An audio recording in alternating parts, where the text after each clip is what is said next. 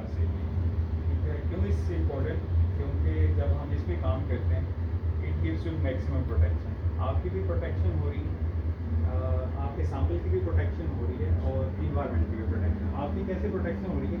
If you are working inside तो कोई चीज़ यहाँ से बाहर नहीं आती। वो क्यों नहीं आती? अभी हम वो ये पैटर्न भी सीखेंगे किस तरह से अगर इसके अंदर हम काम करते हैं तो आपका जो सैंपल है वो फुली प्रोटेक्टेड होता है, तो आप भी प्रोटेक्टेड है।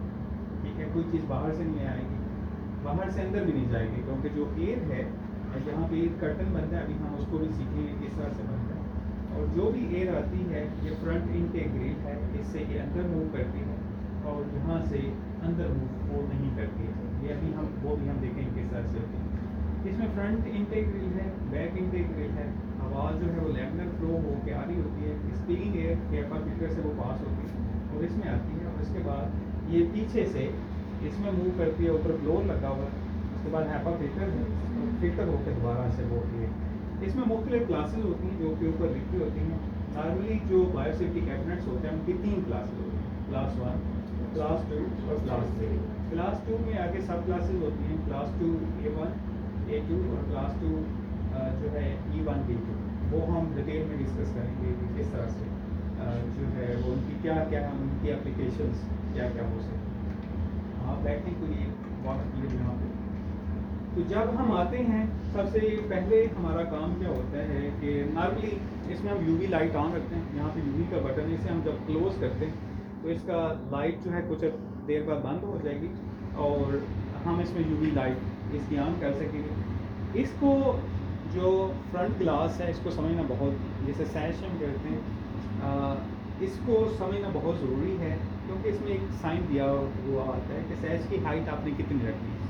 ठीक है, इससे नीचे करेंगे तो फ्लो डिफरेंट होगा, इससे ऊपर करेंगे तो टोटली डिफरेंट होगा और कंटेमिनेशन के चांसेस बढ़ जाते हैं। इसलिए आपने सैश को उसकी जो मुकर्ररा हाइट है वहाँ तक आपने रखना है। जब आप इसे सबसे पहले आके ऑन करते हैं, उसके बाद जब इसका ब्लोअर आप ऑन करते हैं इसे प्रेस करके, तो इट टेक्स 3 मिनट्स, जिसमें ये ऑप्टिमाइज़ कर रहा होता है अपनी जितनी भी इंटरनली इसकी वर्किंग है उसको। और ये 3 मिनट के बाद ऑटोमेटिकली यहाँ पे नंबर चलना शुरू हो जाते हैं कि ये 3 मिनट लेगा, उसके बाद ये ऑन हो जाता है। ऑन होने के बाद आप फ़ौरन से काम स्टार्ट नहीं करते, आप नॉर्मली इसमें 15 मिनट्स उसके बाद इसे यानी आपने ऑन किया 3 मिनट लिए, इसमें स्टार्ट हुआ, उसके बाद आप 15 मिनट्स इसे लेंगे ताकि इसके अंदर जितने कंटेमिनेंट्स हैं वो सारे मूव होके फिल्टर में चले जाएँ और क्लीन एयर आना शुरू हो जाए ताकि आपका जो क्रूशियल एक्सपेरिमेंट है उसमें कोई डिस्टर्ब ना हो। तो 15 मिनट्स में आप क्या करते हैं? 2 तरह की चीज़ें, एक तो ये है कि 15 मिनट्स में आप इसे क्लीन कर लेते हैं, that's one option. Another option is कि आप 15 मिनट्स का भी वेट करते हैं उसके बाद क्लीन करते हैं। इसको क्लीन करना बहुत ज़रूरी है क्योंकि हो सकता है इससे पहले जिन्होंने काम किया उसकी वजह से यहाँ पे कंटेमिनेंट्स पड़े हों, स्प्लैशेस होती हैं, एरोसोल जनरेट होते हैं। तो सबसे पहले आपने जो टिश्यू पेपर लेके, जैसे ये लेंगी तो टिश्यू पेपर आप लेके, एथेनॉल है हमारे पास H2O2 है, हमारे पास ब्लीच है, there are different type of decontaminants. तो आप सबसे पहले एथेनॉल लें और इसको 15 मिनट्स के अंदर ही हम इसके ऊपर डाल के, तो आप इसको सारी सरफेसेस को आपने सबसे पहले आपने इसको इंटरनली, क्योंकि आपके एक्सपेरिमेंट बहुत क्रूशल है, स्पेशली अगर आप सेल कल्चर का काम कर रहे हैं तो सेल कल्चर में आप अगर स्टेम सेल्स पे काम कर रहे हैं, आपने बड़ी मुश्किल से स्टेम सेल निकालने हैं हार्ट से, लिवर से, ब्रेन से, और आपकी छोटी सी मिस्टेक से उसमें कंटेमिनेशन आ सकती है। तो उसके लिए बड़ा ज़रूरी है कि आप इसकी जितनी सर्फेसिस हैं उसको सारों को आप क्लीन करें, अच्छी तरह से आप उसको क्लीन कर लेते हैं। लेकिन इट डिपेंड्स के कुछ एक्सपेरिमेंट्स में आप डिफरेंट तरह के डिसइंफेक्टेंट लेते हैं। फॉर एग्जांपल एथेनॉल में चूँकि वेपर्स बनते हैं, अगर आप इन विट्रो फर्टिलाइजेशन की लैब में, जैसे हमारे पास ये लैब मौजूद है, अगर उसमें काम कर रहे हैं तो आप उसमें एथेनॉल नहीं लेंगे क्योंकि वो जो ज़ाइगोट डेवलपमेंट है उस पर असरअंदाज हो सकता है। तो उस सूरत में हम H2O2 लेंगे। लेकिन नॉर्मली हमारी जो माइक्रोबायोलॉजिकल लेबोरेटरीज हैं उसमें हम 70% एथेनॉल ही लेते हैं। और इम्पोर्टेंट थिंग इसके जो बाहर वाली है, क्योंकि इसमें हम बार बार हाथ अंदर लेके जा रहे हैं, तो इसको भी आपने क्लीन करना है। तो आप आए हैं, इसे ऑन किया है, 3 मिनट में ये स्टार्ट वर्किंग हुआ है, 15 मिनट्स के लिए आपने देना है।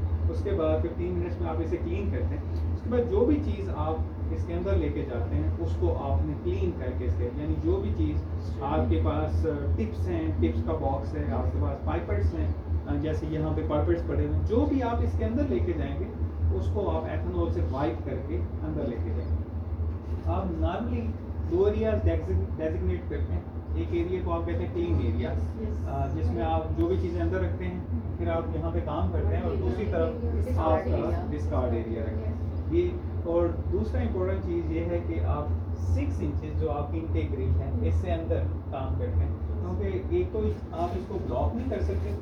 अगर आप चीज़ें इधर रख देंगे तो एयर पैटर्न डिस्टर्ब होगा, कंटेमिनेशन के चांसेस। ठीक है, आपने 6 इंचेस आगे करना है ताकि एयर जो कभी फॉर एग्जांपल आप मूव करते हैं, दरवाज़ा खुलता है तो एयर आगे जा सकती है, पैटर्न जो एयर कर्टन है डिस्टर्ब होता है। तो इसलिए आपने कोशिश करनी है कि 6 इंचेस आप अंदर इसके काम करें। सर हमारी हैंड की मूवमेंट से एयर डिस्टर्ब नहीं होती अंदर से? उतनी नहीं होती, इसकी लाइक थोड़ी सी डिस्टर्ब होती है, बट इट्स नॉट कि आपकी बाहर के कंटेमिनेट जो है वो अंदर जाते हैं। तो आपने इसकी और उसके बाद जो चीज़ आपने बाहर इसके लेके आनी होती है, क्योंकि अंदर कंटेमिनेटेड है एवरीथिंग, आपने पैथोजन के साथ काम कर रहे हैं, आप ब्लड सैंपल्स के साथ, तो उसको दोबारा से आपने क्लीन करके बाहर लेके आए। अब हम थोड़ा सा एयर पैटर्न्स को समझते हैं कि इसमें एयर पैटर्न्स किस तरह से होते हैं, किस तरह से ये प्रोटेक्शन दे रहा होता है। नॉर्मली आप इधर देखें तो एयर का कोई खास जो है वो नहीं है, इस पर इफेक्ट नहीं। इसको वैसे हम जो है वो स्मोक यहाँ पे जनरेट करते हैं ताकि आप एयर पैटर्न्स समझा सकें। तो किसी दिन हम वो भी एक्सपेरिमेंट करेंगे, लेकिन नॉर्मली आप देखें तो यहाँ पे आपको अंदर ये मूव करके, ठीक है, हवा जो है वो बाहर से अंदर की तरफ मूव कर रही है, और इसमें आप देखेंगे तो एक गैस साथ, ठीक है, यहाँ पे ये बिल्कुल आपको इसे उठाएंगे तो महसूस होगा।